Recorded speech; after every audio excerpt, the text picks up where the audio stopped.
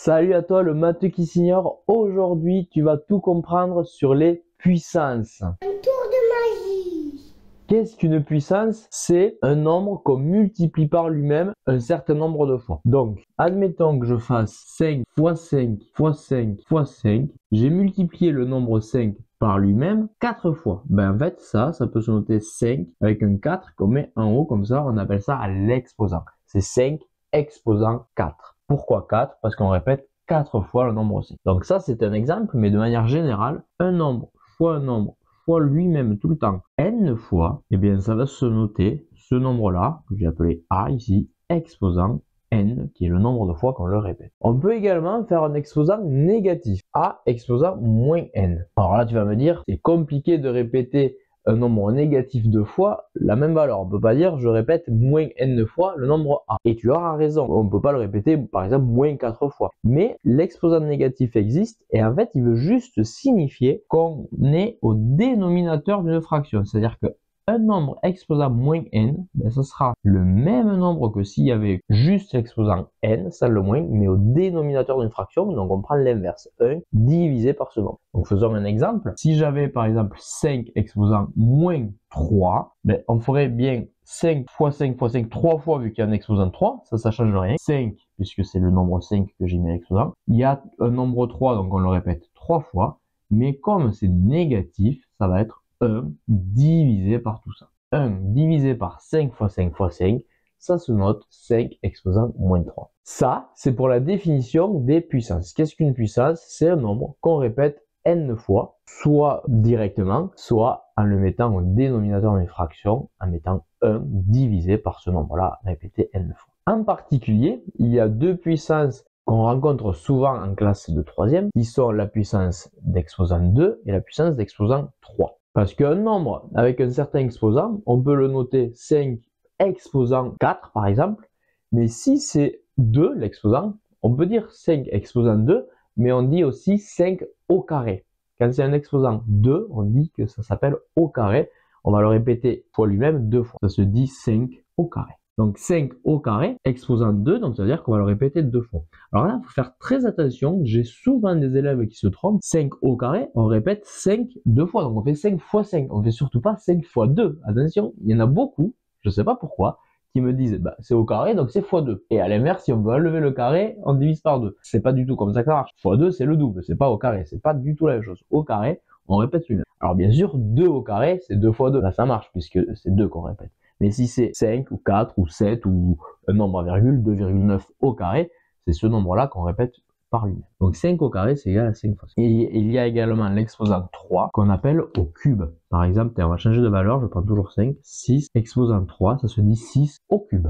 Et 6 au cube, eh ben c'est 6 fois 6 fois 6. On le répète 3 fois vu que c'est un exposant 3. Il y a une définition à connaître qui est la notion de carré parfait. Ce qu'on appelle un carré parfait, c'est ce que j'ai fait. 5 au carré, par exemple, c'est un carré parfait. C'est un nombre entier qu'on met au carré. Parce qu'on peut mettre une infinité de valeurs au carré. On pourrait mettre 1,5 au carré, par exemple, si on veut. On pourrait mettre 2,9 au carré. On pourrait mettre ce qu'on veut. Mais les carrés parfaits, c'est des nombres entiers qu'on met au carré. Donc des nombres entiers, il y en a une infinité aussi, mais les premières valeurs, on les connaît. C'est 1, 2, 3, 4, etc. Donc les carrés parfaits, ça va être 1 au carré, 2 au carré, 3 au carré, etc. Et donc les premiers, ils sont à connaître par cœur. Puisqu'ils sont à la table, donc il faut les connaître. 1 au carré, c'est égal à 1 fois 1, c'est égal à 1. 2 au carré, c'est égal à 2 fois 2, ça fait 4. 3 au carré, c'est égal à 3 fois 3, ça fait 9. Et etc. Je vais tous vous les écrire. Les 10 premiers sont clairement à connaître. Le carré de 1, de 2, de 3 jusqu'à 10, ils sont à connaître. Après, si vous savez 11, 12, 13, 14, 15, alors là, c'est encore mieux.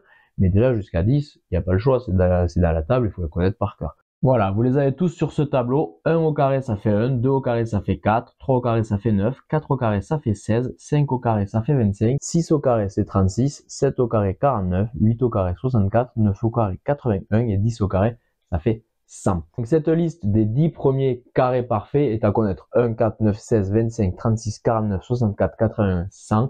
C'est les 10 premiers carré parfait. Donc j'en ai parlé très rapidement tout à l'heure. Si on veut faire l'inverse d'un carré, ben on ne divisera pas par 2. Il y a un autre outil qui existe qui est la racine carrée, qu'on a déjà rencontré en classe de 4e quand on faisait le théorème de Pythagore. On avait un côté au carré égale un autre côté au carré plus un côté au carré. Ben, à la fin, par 10, on arrivait à AB au carré, par exemple. Et nous, on voulait pas AB au carré, mais AB tout court. Donc, on prenait la racine carrée. Ben, en fait, cette racine carrée, ça fait l'inverse d'un carré. Donc, si on a, par exemple, 2 au carré égale 4, si on prend la racine carrée de 4, on retombera sur 2. Donc, ça, on peut l'écrire comme ça. 2 au carré égale 4. Racine de 4 égale 2, ça fait le travail inverse en fait. Et donc du coup, racine de 4 ça fait 2, donc si on le remet au carré, on retourne sur 4. Si on faisait racine de 4, le tout au carré, en fait ça fait 4. C'est-à-dire que si on fait la racine carrée et le carré sur un même nombre, on retrouve le nombre de départ. Ça c'est la définition. Là je l'ai fait avec un exemple, mais la définition elle dit que si vous faites racine carrée de quelque chose, le tout au carré, ben en fait ça fait le même quelque chose. Et à l'inverse, si vous faites un nombre au carré et que vous prenez la racine carrée de tout ça, ben ça fera le nombre qu'on avait au départ aussi. C'est-à-dire que si on prend la racine carrée de 2 au carré, ben c'est ce qu'on a fait, racine carrée de 4, qui en fait était 2 au carré, ben on retombe bien sur le nombre qu'on avait au départ. Voilà pour les définitions. Donc ça c'est très pratique dans le cas où on a quelque chose comme dans le théorème de Pythagore par exemple, AB au carré égale 25 par exemple, ben si on veut AB tout court, puisqu'en fait nous on veut connaître la longueur du côté, on veut pas le côté au carré, ça ne servirait à rien. On ferait la racine carrée de 25. Et au moment où on prend la racine carrée, on enlève le carré de l'autre côté, ça annule. Donc AB égale 5. Si vous ne vous rappelez plus très bien comment fonctionne le théorème de Pythagore, ça tombe bien, j'ai fait une vidéo sur ça, sur le théorème et sur sa réciproque. Je vous invite à regarder les deux vidéos. Voici le lien de la première ici, qui est sur le théorème de Pythagore. Et la deuxième, je mettrai le lien également en description. Il nous reste une dernière notion à expliciter, c'est la notion d'écriture scientifique. Maintenant qu'on sait ce que c'est une puissance, ben en fait, on va pouvoir utiliser la notion d'écriture scientifique qui nous aide à écrire les nombres très grands ou à l'inverse très petits de manière plus simple. L'écriture scientifique, c'est une écriture de la forme A fois 10 exposant n. Mais attention, le A, il peut pas être pris n'importe comment. Le A, il doit être plus petit que 10 et supérieur ou égal à 1. En gros, on garde un nombre, on lui gardera que son premier chiffre avant la virgule, mais différent de 0. Ça peut pas être 0, quelque chose, ça peut être 1, quelque chose, 2, quelque chose, 3, quelque chose. C'est un nombre qui sera entre 1 et 10 non inclus, donc de 1 jusqu'à 9, virgule quelque chose. Ou pas virgule d'ailleurs, ça peut être un nombre entier, mais si par exemple on voulait écrire 954 en écriture scientifique, on mettrait 9,54. On est obligé de garder à la suite. On va faire un exemple. Le nombre suivant, 954, ben, c'est égal à 954. Il n'y a pas de souci. Mais en fait, pour l'écrire en écriture scientifique, on voit bien que 954 c'est plus grand que 10, donc ce n'est pas une écriture scientifique. Pour l'avoir en écriture scientifique, il nous le faudrait en 9,54. Parce que 9 quelque chose, c'est bien compris entre 1 et 10. On a bien un nombre A là, qui est compris entre 1 et 10. Ça, il n'y a pas de souci. Mais vous comprenez bien que 9,54, ce n'est pas égal à 954, bien sûr. Donc, il faut rajouter une puissance de 10. La puissance de 10, rappelez-vous, un exposant, c'est-à-dire qu'on fait le nombre fois lui-même. Donc là, c'est 10 exposant quelque chose, on ne sait pas combien, pas encore en tout cas, mais on veut 10 exposant quelque chose pour que le résultat de tout ça, ça fasse égal à ce qu'on avait au départ. Et c'est pour ça qu'on utilise des puissances de 10, parce qu'en fait, on va décaler la virgule. Donc, c'est ce nombre-là, pour passer de 954 à 9,54, en fait, on l'a divisé par des puissances de 10. On l'a divisé par 10. À chaque fois qu'on divise par 10, on décale la virgule vers la gauche, et à chaque fois qu'on multiplie par 10, on la décale vers la droite. Donc, vu qu'on n'avait pas de virgule, elle était ici, on divise par 10, on redivise par 10. Donc, on l'a divisé par 10 deux fois, donc l'exposant il sera égal à l'exposant 2. On va faire d'autres exemples parce que je sens que ce n'est pas forcément très clair quand je le dis. Il faut retenir, c'est que les exposants de 10, c'est assez facile à travailler parce que 10 exposant un nombre positif, 5 par exemple, ben en fait, c'est 1 avec 5 zéros derrière. Puisqu'en fait, 10 exposant 5, d'après la définition des puissances, c'est 10 fois 10 fois 10 fois 10 fois 10, 5 fois. Et donc, si on multiplie par 10, à chaque fois qu'on multiplie par 10, on rajoute un 0. Donc, 10 fois 10, on est ici, fois 10 ici, fois 10 ici, fois 10 ici. 5 fois, on a donc 5 0 derrière. Et il y a les exposants de 10 négatifs, 10 exposant moins 3, par exemple. En fait, on fait le travail dans l'autre sens. En fait, le 10 exposant 5, c'est comme si on avait 1 fois 10 exposant 5. Et donc, la virgule, ben, comme c'est un nombre entier, la virgule d'un nombre entier, elle est après le chiffre des unités, donc elle serait ici. Donc, c'est comme si on avait une virgule ici, initialement. Et quand on a exposant 5, on a décalé la virgule vers la droite de 5 rangs. Elle arrive ici. Mais quand c'est un exposant négatif, elle se décale de l'autre sens. Donc si on avait 1 fois 10 exposant moins 3, ben en fait, ça rajoute 3 zéros avant le 1. Mais si on met juste 0, 0, 0, 1, ben ça ne change rien, ça fait 1. Donc on met la virgule. Et en fait, on voit bien que la virgule qui était après le 1, elle se décale de 3 rangs vers la gauche. Elle arrive ici. Donc un exposant négatif, ça décale la virgule vers la gauche, alors qu'un exposant positif, ça va décaler la virgule vers la droite. Donc là, je l'ai fait avec des nombres entiers, mais si on le fait avec des nombres à virgule, 9,54, on a un exposant positif, ça va donc décaler la virgule vers la droite, puisqu'en fait, on va faire x10 x 10. Donc à chaque fois qu'on fait x10, on décale la virgule vers la droite. Donc ça fait là et là. On arrive bien à 954, virgule rien du tout, donc virgule rien du tout, on l'enlève. Ça fait 954 tout court. Donc 954, c'est la même chose que 9,54 x 10 puissance 2. Mais ce nombre-là, c'est ce qu'on appelle une écriture scientifique du nombre 954. Le nombre 954, et on peut l'écrire de plein de façons différentes, d'une infinité de façons, puisqu'on pourrait décaler la virgule où on veut et mettre la puissance de 10 qui correspond pour que ça fasse le même nombre de départ. Mais il y a une seule écriture qui est l'écriture scientifique, c'est celle avec 9,54 x 10 exposant 2. Donc celle-là, c'est ce qu'on appelle l'écriture scientifique de 954. Donc on va faire d'autres exemples encore pour que ce soit plus clair. Le nombre 29,52 n'est pas écrit en écriture scientifique. Bon, déjà, il n'y en a aucun qui est en écriture scientifique puisqu'il manquerait la puissance de 10. Rappelez-vous, c'est un nombre x 10 exposant n. Et ce nombre-là, il doit être compris entre 1 et 10, non inclus. Donc en fait, ça veut dire qu'on garde un seul chiffre avant la virgule, différent de 0. Ben là, il y a deux chiffres avant la virgule, donc ça va pas. Donc déjà, si tu as bien compris cette notion, pour qu'il y ait un seul chiffre après la virgule, ben, il faut que ce soit 2,952. Ça, on peut le faire à tous. Si vous voulez vous entraîner, bien sûr, vous pouvez mettre la vidéo en pause, essayez de le faire vous-même et regardez ensuite la correction.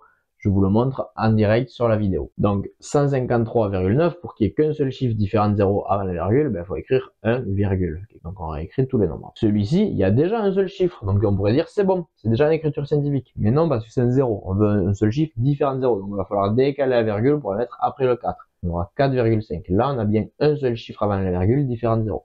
Et là, par contre, c'est bon. J'avais déjà un seul chiffre avant la virgule différent de 0, donc on n'y touche pas. Et maintenant, il faut rajouter nos puissances de 10 pour que ce soit une écriture scientifique. Donc là, ce qu'on veut, pour que ça soit égal, notre nombre 2,952, bien sûr, il n'est pas égal à 29,52. C'est deux nombres différents. Mais pour qu'il soit égal, on voudrait que cette virgule-là, elle arrive ici. On voudrait la décaler de un rang vers la gauche. Donc, un rang, on aura une puissance de 10 exposant 1.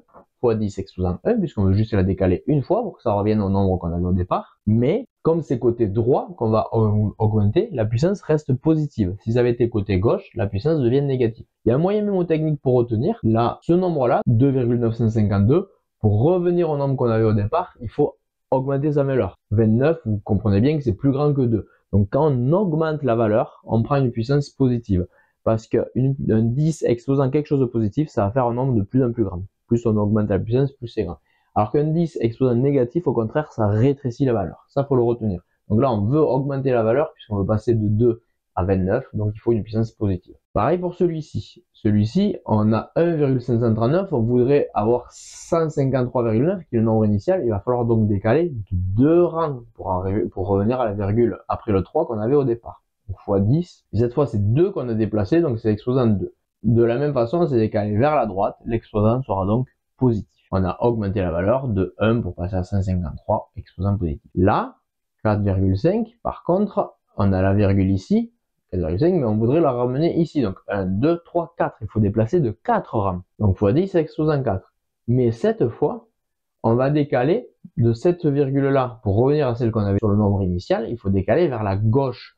Donc la puissance doit être négative. Et petit moyen mnémotechnique, on passe de 4,5, on veut 0,00 quelque chose, le nombre sur lequel on veut arriver à la fin, il est plus petit que le nombre qu'on a. Donc, plus petit, il nous faut une puissance négative. 3,152, on n'a pas besoin de décaler la virgule, on avait déjà le même nombre. Mais pour qu'il soit en écriture scientifique, il faut quand même une puissance, donc on va mettre x10, mais comme on ne le décale pas, ben c'est x10 exposant 0. C'est pas grave, ça existe. x10 exposant 0, en fait, ça vaut 1. N'importe quel nombre exposant 0, il vaut toujours 1. Il serait bien sûr pas utile, ce nombre-là, mais on en a besoin pour que ce soit une écriture scientifique. Il nous faut un nombre x 10 exposant quelque chose. Ce nombre-là, c'est donc l'écriture scientifique de ce nombre-là qui n'avait pas la virgule. Voilà pour aujourd'hui, le matheux qui s'ignore. Tu as appris qu'est-ce que c'était une puissance d'exposant positif, mais aussi d'exposant négatif. Tu as appris qu'est-ce que c'était un carré parfait et on a donné les premières valeurs des carrés parfaits, tous les premiers carrés parfaits. Et on a également expliqué ce que c'était une écriture scientifique. Voilà pour la vidéo du jour. Je ne te donne pas d'exercice parce que il y a déjà celui-là. Donc si tu veux t'entraîner, tu reprends la vidéo, tu mets pause, tu regardes pas ma réponse et tu le fais toi-même. Et je te dis à demain pour les propriétés des puissances. Demain, nous allons refaire une nouvelle vidéo sur les puissances, puisque sinon, si on avait tout fait ensemble, ça aurait fait une vidéo vraiment trop longue.